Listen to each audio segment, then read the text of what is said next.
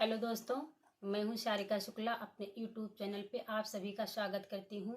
आज मैं आप लोगों को एक राम जन्म की सुनाने जा रही हूं। श्री राम लिए जन्मवा हो रामा, चैत महीनवा।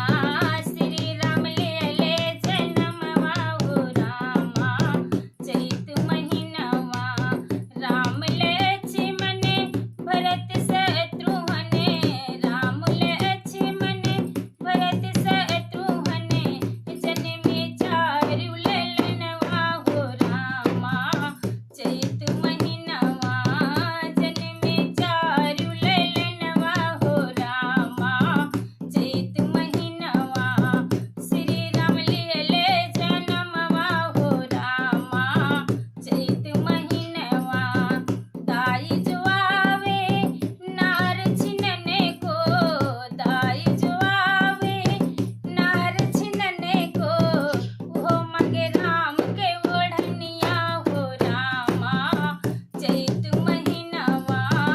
वो मंगे राम के ओढ़निया हो रामा, चैत महीनवा। दाई का नेग दूंगी सोना या चांदी, दाई को नेग दूंगी रुपया या पैसा, नहीं दूंगी राम के ओढ़निया हो रामा, चैत महीनवा।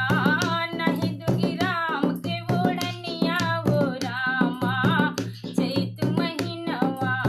श्री राम लिए जन्मवा हो रामा, चैत महीनवा।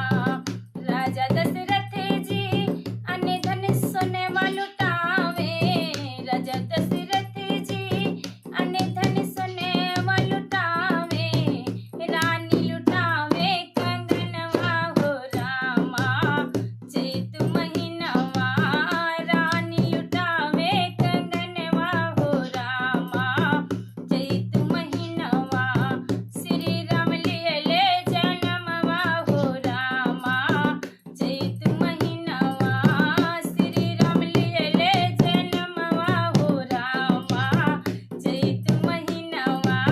श्री राम लिए जन्मवा हो रामा, चैत महीनवा।